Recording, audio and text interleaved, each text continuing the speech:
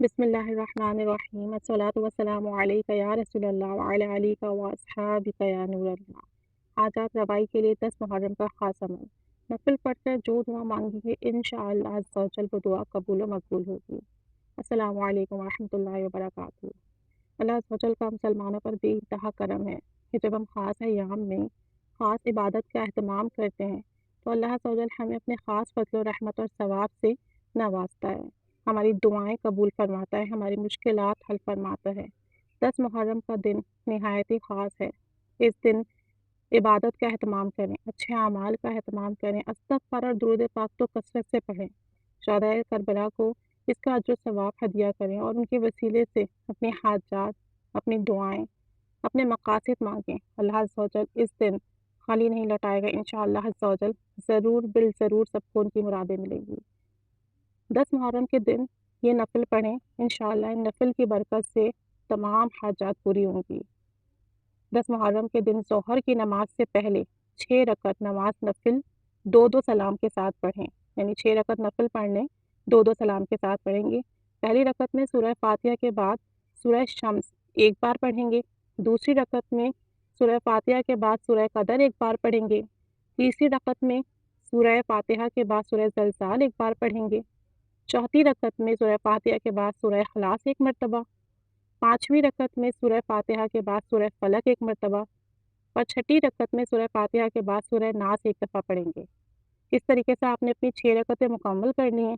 جب یہ آپ کے 6 نفل کمپلیٹ ہو جائیں گے، اس کے بعد سجدے میں سر رکھ کر ایک مرتبہ سورہ کافرون پڑھنی ہے، بس ایک مرتبہ سورہ کافرون پڑھنی ہے اور پھر اللہ عز و جل سے اپنی حاجات، مقصد، ضرورت کے لیے دعا کرنی ہے، گڑ گڑا کر، رو کر، شہدائے کربلا کے واسطے سے، نفل کے واسطے سے، نبی کریم صلی اللہ علیہ وآلہ وسلم کے واسطے وسیلے سے دعا کریں گے۔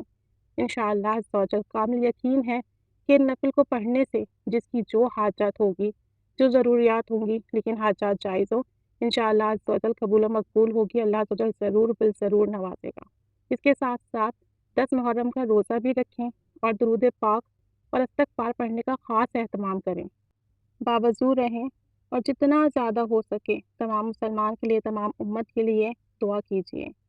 ساتھ ہی ساتھ پورے دن میں کسی بھی وقت باوضو ہو کر حسبنا اللہ و نعم الوکیل 70 مرتبہ اول آخر 11 مرتبہ درود شریف کے ساتھ پڑھیں۔ اس کے بعد اپنی مغفرت کے لیے دعا کریں۔ انشاءاللہ عز و جل حسبنا اللہ و نعم الوکیل پڑھنے کی برکت سے اللہ تعالیٰ گناہوں کو معاف فرما دے گا اور مغفرت و بخشش عطا فرمائے گا۔ ساتھ میں تمام مسلمانوں کے گناہوں کے لیے معافی مانگیں کہ جب ہم سب کے لیے معافی مانگتے ہیں، سب کے لیے دعا کرتے ہیں تو اللہ عز و جل ہماری دعائیں ہمارے حق میں بہتر قبول فرماتا ہے۔ صدقہ لازمی کیجیے، اس دن صدقہ دینے کا بے انتہا اجر و ثواب ہے، مصیبتیں بلائیں دور ہوتی ہیں، تو انشاءاللہ تعالیٰ حسب توفیق جس کی جو توفیق ہو وہ صدقہ کرے، غسل کرے، دعائے عاشورہ پڑھے، ساتھ ساتھ درود شریف، استغفار، قرآنی صورتیں اور آیتوں کا ورد کریں۔ تمام شہدائے کربلا کو حضرت امام حسین رضی اللہ تعالیٰ عنہ کو اس کا جو ثواب ہدیہ کریں، نبی کریم صلی اللہ علیہ وآلہ وسلم پر درود و سلام کا ہدیہ پیش کریں۔ اس دن کو عبادت میں گزاریں، غفلت میں نہ گزاریں۔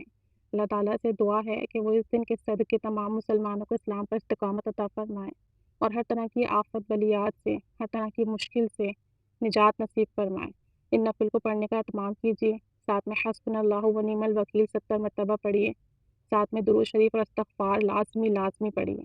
اللہ عز و جل ہم سب کے حق میں بہتری فرمائے، ہماری دعائیں ہمارے حق میں قبول فرمائے، ہماری حاجات پوری فرمائے اور ہمیں دین اسلام پر استقامت نصیب فرمائے، آمین۔